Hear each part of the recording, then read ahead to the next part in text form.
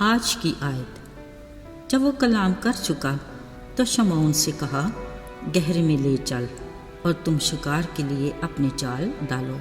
لوکا 5 باب 4 آیت۔ عزیزو، اہل دانش کہتے ہیں کہ سیکھنے اور پڑھنے کی کوئی عمر نہیں ہوتی۔ بات بھی ٹھیک ہے، لیکن ہمارے کلچر میں اکثر یہ کہا جاتا ہے کہ اب آپ کی عمر آرام کرنے کی ہے، یعنی ہم اپنے بزرگوں کو وقت سے پہلے ایک طرف لگا دیتے ہیں۔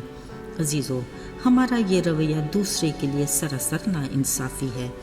اصل میں تو یہ ہماری خود کے ساتھ بھی نا انصافی ہی ہے، کیونکہ ہمارے بڑے بزرگ وقت اور حالات کے ایسے مراحل سے گزرے ہوتے ہیں کہ ان کے پاس تجربات، مشاہدات اور معلومات کے خزانے موجود ہوتے ہیں۔ اگر ہم چاہیں تو ان سے مستفید ہو سکتے ہیں اور انہیں بھی جدید معلومات فراہم کر کے ان کی حوصلہ افزائی کر سکتے ہیں۔ رہی دماغ کی بات، یاد رہے کہ یہ خالق خدا کا دیا ایسا عضو ہے جس کو جتنا استعمال کیا جائے یادگار میں اضافے کے ساتھ بہتری آتی ہے۔ اس بارے میں ایک چھوٹی سی بات یاد کیجئے، سیل فون کے استعمال سے پہلے کتنے عزیزوں دوستوں کے فون نمبر یاد ہوا کرتے تھے، پر اب ذرا بتائیے نا اپنا فون نمبر۔ لہٰذا جب موقع ملے خود بھی سیکھیے، دوسروں کو بھی سکھائیے اور اپنی ذہنی صلاحیتوں میں اضافہ کیجیے۔ عزیزو، یسوع مسیح کی زمینی زندگی کے دور میں لگتا ہے لوگوں کو سننے اور سیکھنے کا بہت ہی شوق تھا۔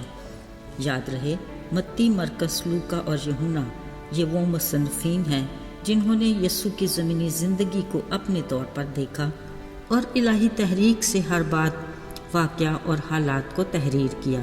ایک چیز جو ہر کسی نے یکساں محسوس کی وہ یہ کہ لوگوں کی بڑی بھیڑ ہر وقت یسوع کو ڈھونڈتی، اس کی منتظر رہتی اور اس کے ساتھ ساتھ ہوتی تاکہ اس کی باتیں سنیں، کچھ عملی طور پر نیا بھی سیکھ لیں، کیونکہ ان کی تعلیم مذہبی لیڈروں کے روایتی تعلیم سے ہٹ کے ہوتی تھی۔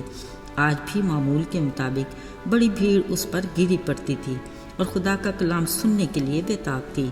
یسوع ان کی روحانی بھوک پیاس سے بخوبی واقف تھے۔ وہ ہر روز انہیں فکر کے ساتھ اسی حساب سے مہیا بھی کرتے۔ یہ گنیسرت یعنی گلیل کی جھیل کے کنارے کا واقعہ ہے، جب یسوع ایک شفیق باپ کی طرح لوگوں کو روحانی طور پر سیر اور آسودہ کر چکے تو انہوں نے وہاں جھیل کے کنارے 2 کشتیوں کو دیکھا جن پر کچھ ماہی گیر بیٹھے اپنے جال دھو رہے تھے۔ یقیناً انہوں نے بھی ان باتوں کو ضرور سنا ہوگا جو یسوع کچھ دیر پہلے لوگوں سے کر رہے تھے۔ یسوع کو اندازہ تھا کہ یہ لوگ محنت کش ماہی گیر ہیں اور آج کے کاروبار کے لیے کچھ فکر مند بھی ہیں۔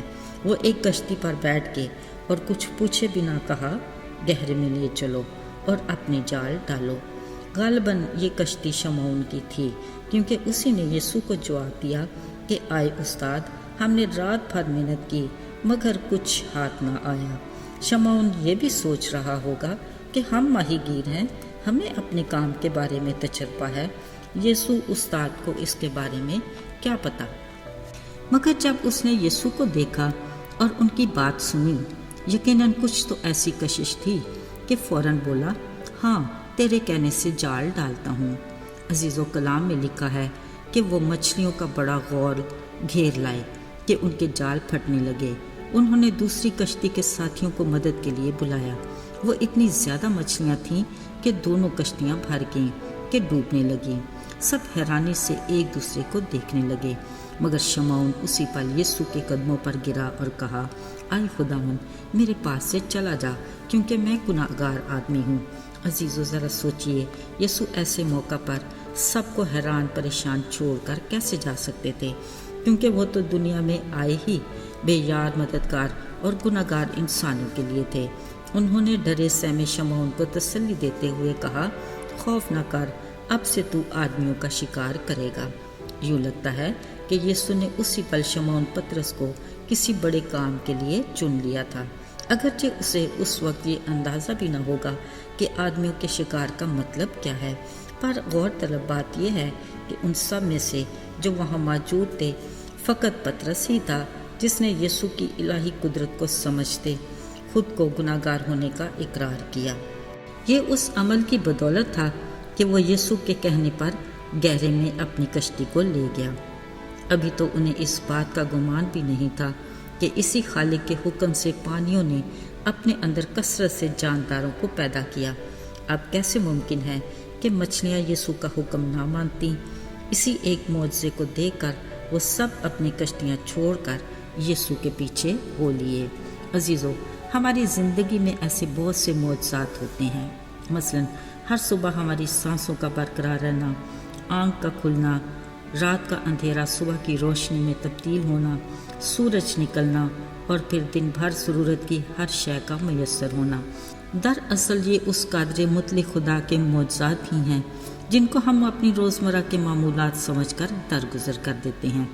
ہمیں بھی پطرس کی طرح اس کی الہی ذات کی عظمت، قدرت اور اس کے رحم اور فضل اور اس کی لازوال محبت کو سمجھنے کے لیے گہرے میں جانے کی ضرورت ہے۔ اس کے لیے ہمارے پاس اس کا کلام موجود ہے جس میں اس کی حکمت کے سب خزانے پوشیدہ ہیں۔ ہمیں اس خزانے کو تلاش کرنا ہے تاکہ ہم اس کی پہچان اور عرفان میں آگے بڑھتے جائیں۔ خداوند ایسا ہی کرے۔ آئیے دعا کریں۔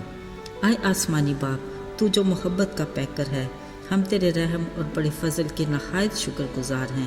وہ کون سا ایسا معبود ہے جو شفیق باپ کی طرح اپنے پیروکاروں کا خیال رکھتا ہو؟ تو نہ صرف ہماری جسمانی بلکہ روحانی بھوک پیاس سے بھی بخوبی واقف ہے۔ اپنی دی ہوئی نعمتوں برکتوں کے لیے ہماری شکر گزاری کو قبول کر۔ یسوع کے مبارک اور بابرکت نام میں ہم مانگتے ہیں، آمین۔